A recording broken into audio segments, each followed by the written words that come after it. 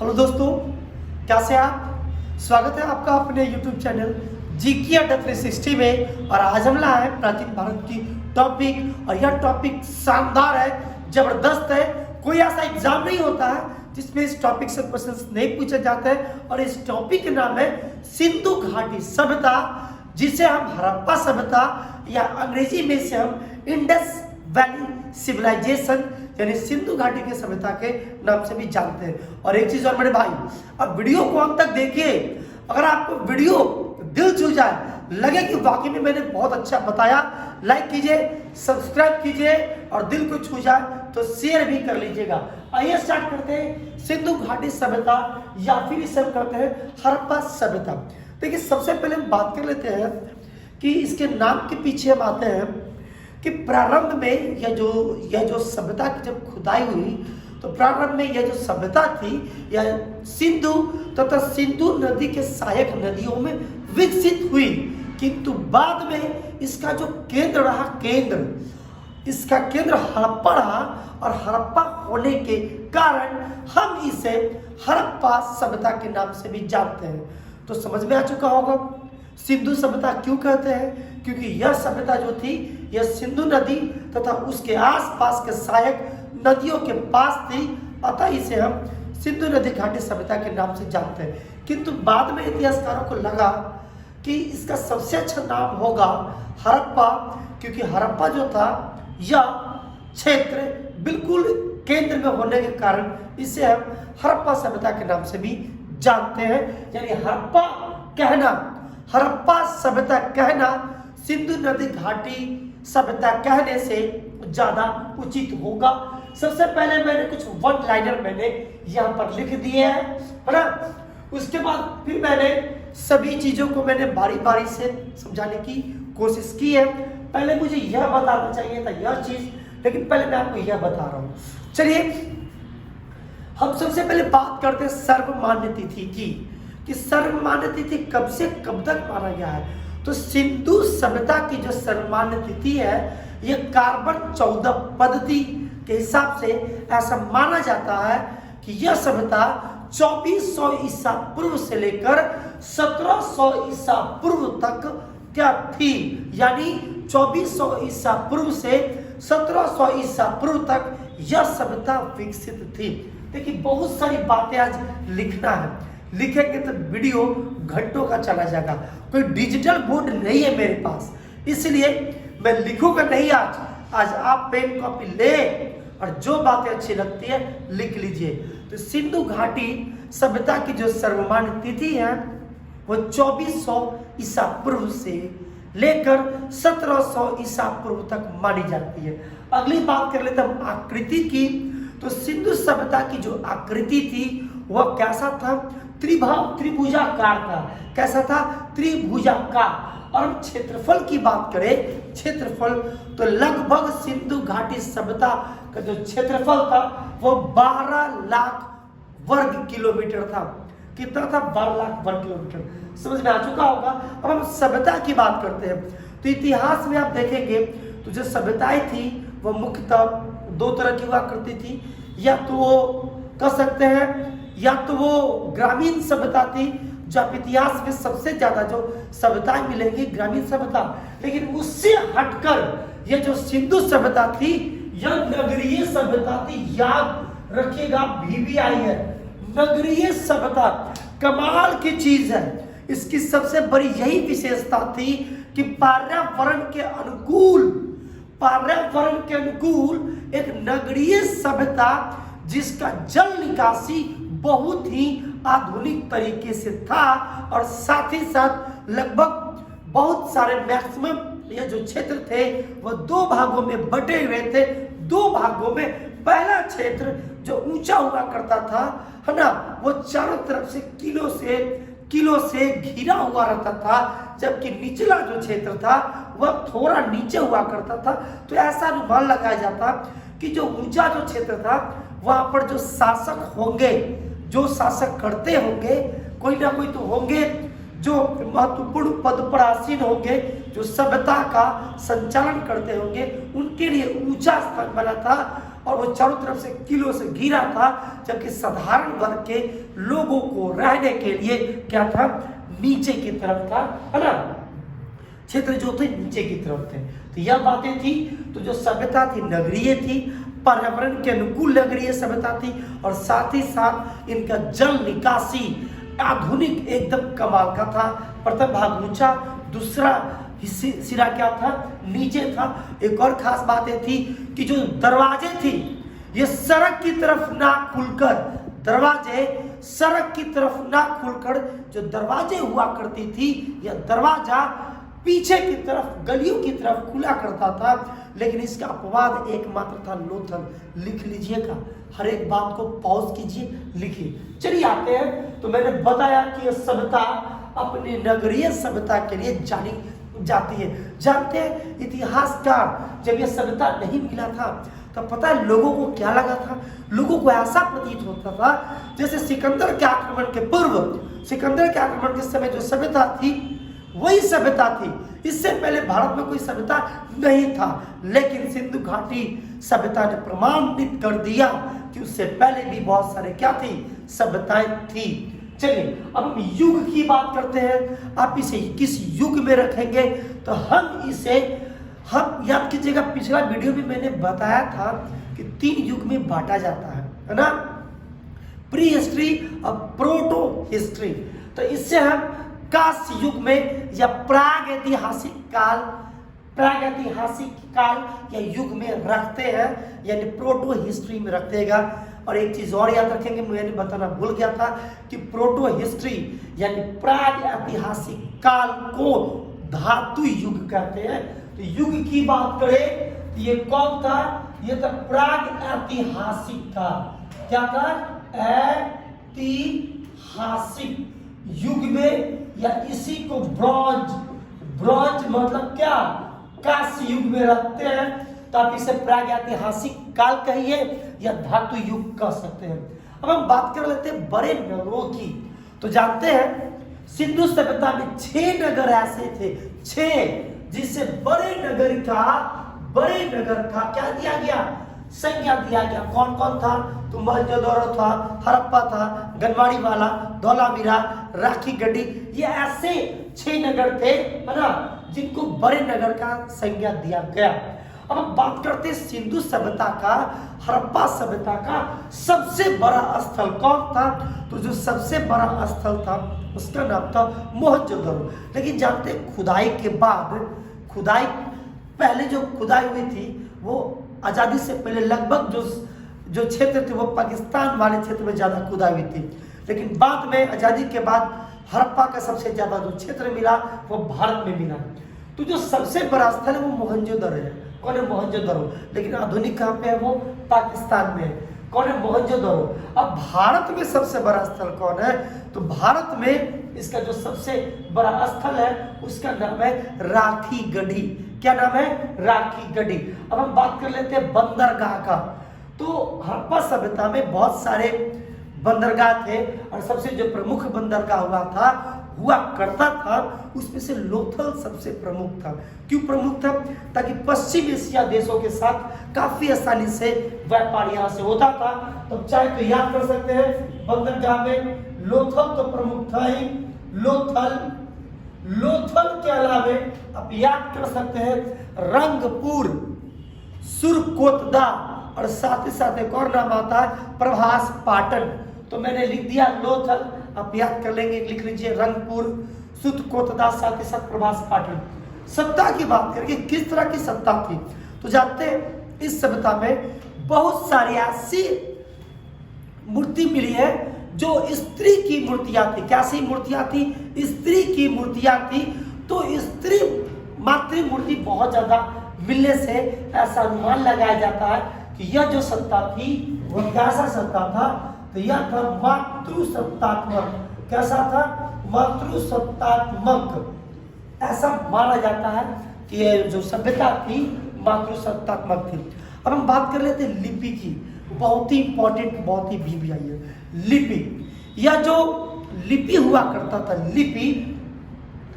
यह लिपि संकेतों के रूप में थे। वर्तमान में हम इसे प्रागैतिहासिक काल में रखते हैं, क्योंकि इसकी लिपि जो है ना वो अभी तक पढ़ी नहीं जा सकी है ना।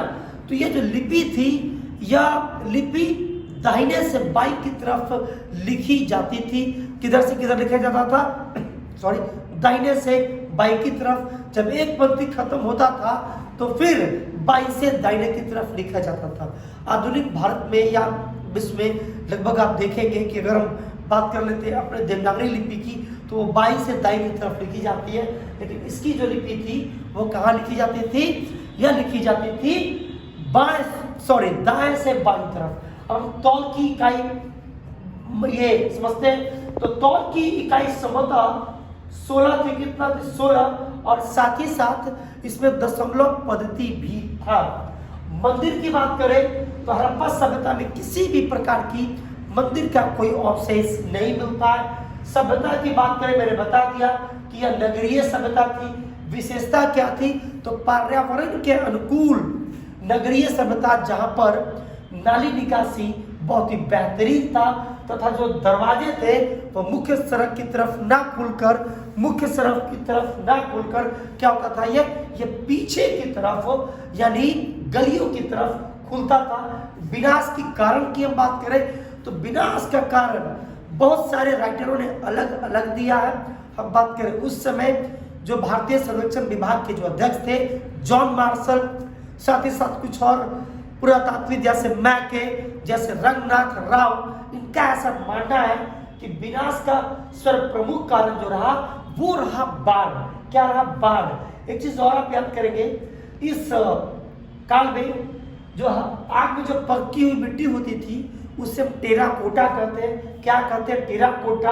और चिन्ह एक बहुत ही महत्वपूर्ण चिन्ह जो देन है हड़प्पा सभ्यता की, जो आज भी बहुत प्रचलित है, वह चिन्ह स्वास्तिक चिन्ह। और ऐसा माना जाता है कि स्वास्तिक चिन्ह जो है वो कहीं ना कहीं सूर्य उपासना का प्रतीक है। तो उम्मीद करते हैं यहाँ तक जो बातें थी वो समझ में आया होगा। चलिए फिर से शुरू पे आते हैं, हड़प्पा की खोज पे आते हैं। हड़प्पा की खोज बहुत इंपॉर्टेंट है। देखिए हड़प्पा की खोज पहले होती कैसे? जानते हैं भारत में रेल मार्ग बिछाने का काम चल रहा था, है ना।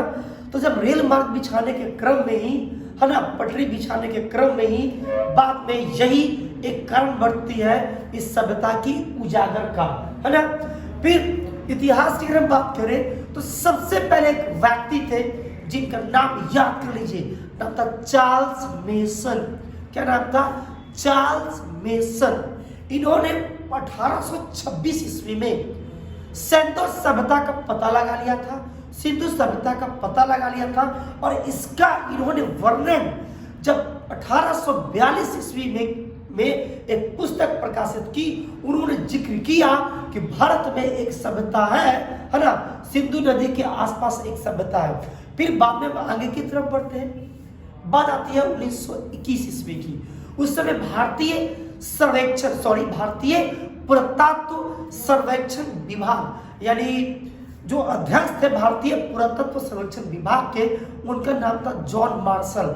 और इन्हीं जॉन मार्शल के नेतृत्व में सबसे पहली बार भारत में दयाराम साहनी ने हड़प्पा स्थल की खोज की।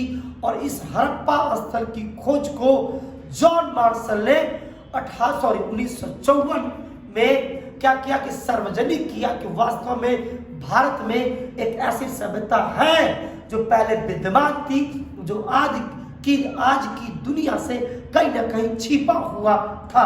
तो याद रखेंगे कि जो अध्यक्ष थे जॉन मार्शल, इन्हीं के नेतृत्व में दयाराम साहनी ने हड़प्पा की खोज की सबसे पहली बार।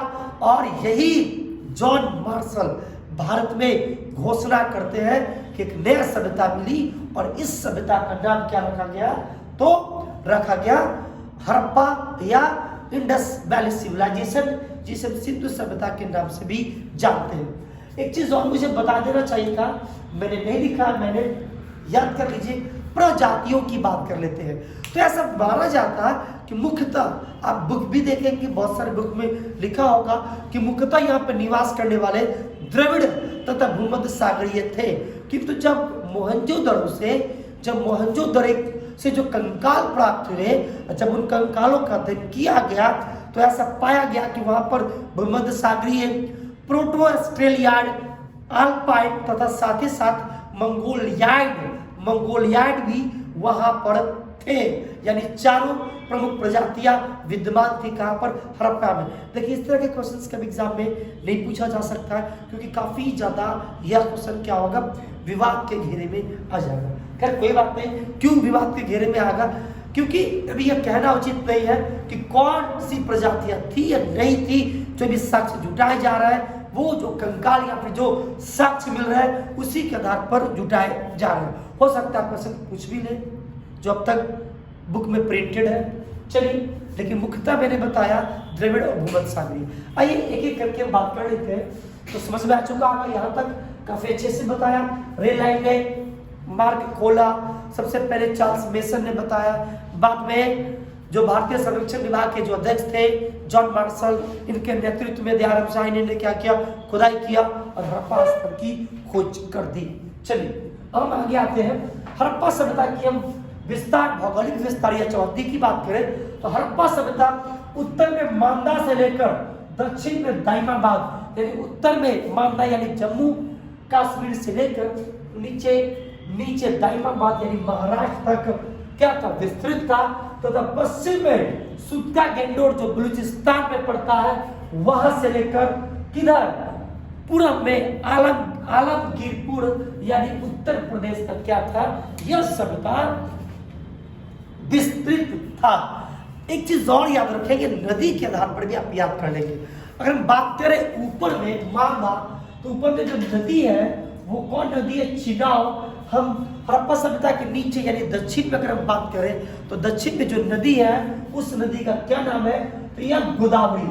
यानी यह सभ्यता उत्तर में चिनाब नदी से लेकर नीचे दक्षिण में गोदावरी नदी तक विस्तृत था। साथ ही साथ पश्चिम में दासक नदी से लेकर पूर्व में हिंडन नदी, कौन नदी, हिंडन नदी तक यह क्या था, विस्तृत था।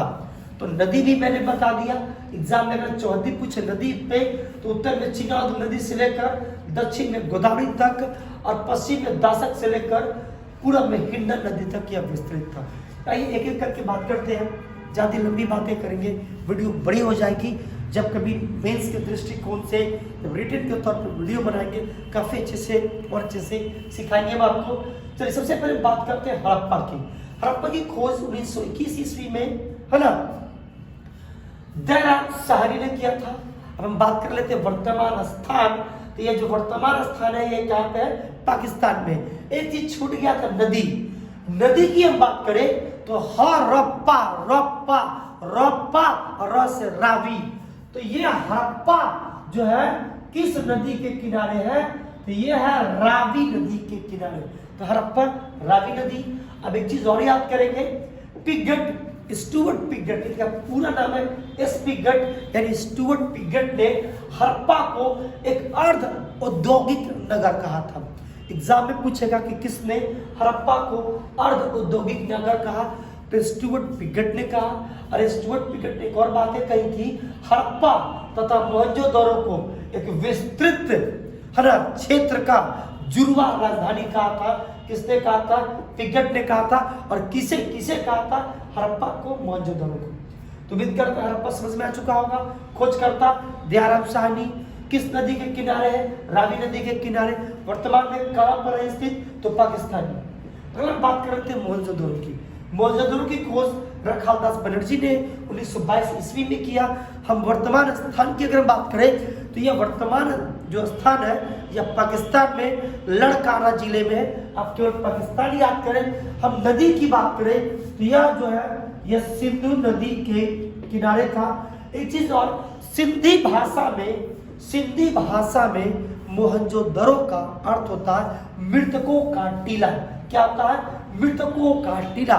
साक्ष्य की बात करें तो यहां से सबसे बड़ा कह सकते भवन मिला था पूरी हड़प्पा सिंधु सभ्यता की, कहां से, मोहनजोदड़ो से। और इसी महल के बीच में एक बहुत बड़ा स्नानागार मिला और इसी स्नानागार से ऐसी उम्मीद की जाए, ऐसा उम्मीद किया गया कि ये जो पूरी हड़प्पा सभ्यता की सबसे बड़ा जो स्थल था। तो क्या क्या साक्ष्य मिला? स्नानागार मिला, साथ ही साथ कांसे के एक नर्तकी की एक मूर्ति मिली, और इससे भी ज्यादा बहुत इंपॉर्टेंट चीज है, आप याद कर लीजिएगा, 3 मुख वाले देवता मिले। 3 मुख वाले देवता, संभवतः ऐसा अनुमान लगाया जाता है कि ये जो देवता थे ये पशुपतिनाथ थे, और इनके चारों तरफ 4 जानवर बैठे हैं, हाथी, गेंडा, भैंसा और चीता। लिख लेंगे, बहुत इंपॉर्टेंट है, हाथी, गेंडा, भैंसा और चीता। याद हो चुका होगा। हम बात कर रहे थे चारों की। चारों की खोज किसने किया था? गोपाल मजुमदार, और फिर बाद में मैके ने भी किया था। वर्तमान स्थान की बात करें तो यह वर्तमान स्थान या पाकिस्तान में है। नदी की बात करें या सिंधु नदी के किनारे है। साक्ष्य, चारों के साक्ष्य बहुत इंपॉर्टेंट है, BBI है। अब पहला साक्ष्य तो आप यह याद कर ले कि पूरी हड़प्पा सभ्यता में वक्राकार ईंट जो मिला है वो कहां से मिला है? चारों दरों से मिला है। ये बहुत इंपॉर्टेंट है। साथ ही साथ मणिकारी करना, मणके बनाने का कारखाना, मोहर बनाने का कारखाना, भट्टी, सब कहां से मिले हैं? तो चारों दरों से मिले हैं। बहुत इंपॉर्टेंट है। यह BBI है। BBI क्या क्या मैंने बताया?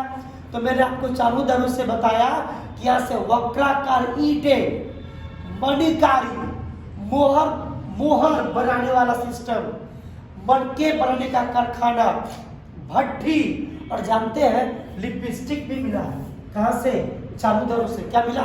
लिपस्टिक। और एक ईंट मिला था। ईंट पे एक आकृति बनाई गई थी कि एक बिल्ली चूहा को खदेड़ रहा है। यह भी कहां से मिला है? चारों दरों से। चलिए अगली हम बात कर लेते हैं कालीबंगा की। किसकी बात करते हैं? कालीबंगा की। एक्चुअली मेरी थोड़ी सी तबीयत नहीं ठीक है, तो कहीं ना कहीं थोड़ा बहुत आवाज में आपको समस्या हो सकती है। काफी तेज मुझे सर्दी है, हो सकता है इससे आवाज में कोई इफेक्ट पड़े। फिर भी मैं जीतोड़ कोशिश करूंगा कि आवाज जितनी अधिक से अधिक हो, क्लियर रहे। चलिए कालीबंगा की बात कर लेते हैं। कालीबंगा की खोज सबसे पहले अमलानंद घोष ने किया, बाद में बीबी लाल और BK थापड़ ने इसकी खोज की थी। किसका? कालीबंगा। जानते हैं कालीबंगा का अर्थ क्या होता है? काले रंग की चूड़िया या काली चूड़िया।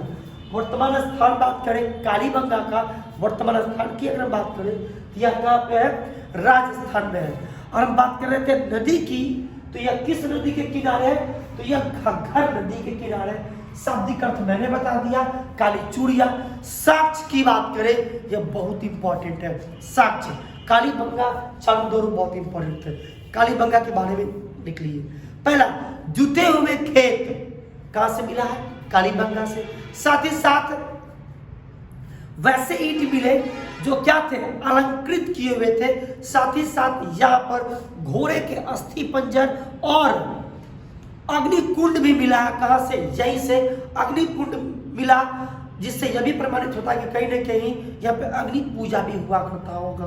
तो 2 चीजें बहुत इंपॉर्टेंट है, एक जुता हुआ खेत और घोड़े का अस्थि पंजर, ये बहुत इंपॉर्टेंट है।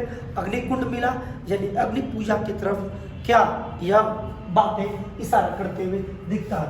इसमें एक खास बातें थी, एक खास बात है का पूरी हड़प्पा में ऐसा देखा गया कि कहीं ना कहीं जो लोग जो धनवान थे, जो शासक वर्ग हुआ करते होंगे, वो जो एक क्षेत्र हुआ करता था 2 भाग में बटा था।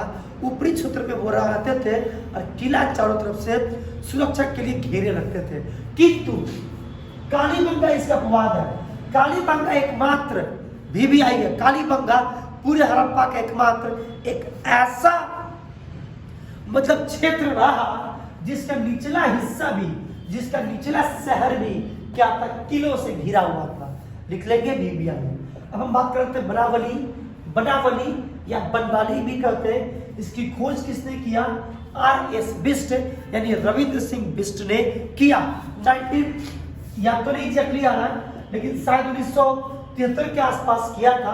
अब हम बात कर लेते हैं वर्तमान स्थान। तो वर्तमान स्थान जो है यह हरियाणा है। कहाँ पे है? यह वर्तमान हरियाणा क्षेत्र में पड़ता है। नदी की बात कर ले तो यह रंगोई नदी के किनारे, कौन है? रंगोई नदी के किनारे। किसी किसी किताब में देखेंगे तो आपको लिखा हुआ रहेगा कि सरस्वती नदी, लेकिन अगर आप रूसेट उठाकर देखेंगे तो रूसेट में लिखा हुआ कि यह रंगोई नदी के किनारे था। साक्ष की बात करें, साक्ष की, तो यहाँ से बीबीआई एक चीज याद रखिएगा कि मिट्टी का बना हुआ हल समझते हैं, जिससे खेतों की जुताई की जाती है ना। तो आज पहले जो खेत की जुताई हुआ करती थी, आप देखते होंगे कि लकड़ी का हुआ करता था, अब तो ट्रैक्टर से हो रहा है। लेकिन इस समय बनवारी से एक साक्ष्य मिला है, हल मिला है, जो कि हल किस चीज से बना हुआ था? तो वो बना हुआ था मिट्टी का। अगला बात कर लेते हैं धौलावीरा का। धौलावीरा का खोज किसने किया? जेपी जोशी और रविंद्र सिंह बिष्ट ने किया धौलावीरा। अगर हम बात कर लेते हैं वर्तमान स्थान की बात कर लेते हैं धौलावीरा का, तो यह गुजरात में है। और नदी की बात करें तो यह लूनी नदी, लिख लेंगे कौन नदी? लूनी नदी के किनारे कौन? धौलावीरा। अगला बात कर लेते हैं लोथल याद होगा कि ये प्रमुख बंदरगाह में से एक बंदरगाह था लोथल। यहाँ से चावल का साक्ष्य भी मिला है ना। खोज किसने किया? रघुनाथ राव ने किया, 1954 में किया। वर्तमान स्थान की बात करें यह गुजरात में है। कहाँ पे है? गुजरात में। और नदी की बात करें, किस नदी के किनारे था? भोगवा। जानते बहुत बार ये एग्जाम में पूछा गया क्वेश्चन है कि लोथल किस नदी के किनारे था? तो भोगवा नदी के किनारे। अगला हम बात कर लेते हैं राखी गढ़ी की। तो राखी गढ़ी की खोज किसने किया? सूरजबाग। कहीं कहीं पे देखेंगे कुछ और आपको नाम देखने को मिलेगा, है ना। और वर्तमान अगर हम बात करें वर्तमान, तो राखी गढ़ी वर्तमान नदी भी याद कर ले। वर्तमान स्थान के साथ साथ नदी को भी आप याद कर ले। तो वर्तमान स्थान जो है राखी गढ़ी, यह हरियाणा में है। क्या? हरियाणा। अगर हम नदी की बात करते हैं तो नदी है घग्गर नदी। कौन नदी है? घग्गर नदी। देखिए मैंने लगभग सभी बातों को मैंने बता दिया। अब मैं कोशिश करूँगा एक पार्ट 2 बनाऊं, जो ज़्यादा नहीं, बस 5 से 7 मिनट का होगा। जो बातें छूट गई है उस सभी बातों को मैं काफ़ी अच्छी से मैं एक जगह करके बता दूंगा। तो चलिए, अगर वीडियो आपको अच्छा लगा हो लाइक कीजिएगा, सब्सक्राइब कीजिएगा, जितना अधिक से अधिक हो शेयर भी कीजिएगा। चलिए मिलते हैं ऐसे ही वीडियो के साथ अगले क्लास में। तब तक के लिए गुड नाइट।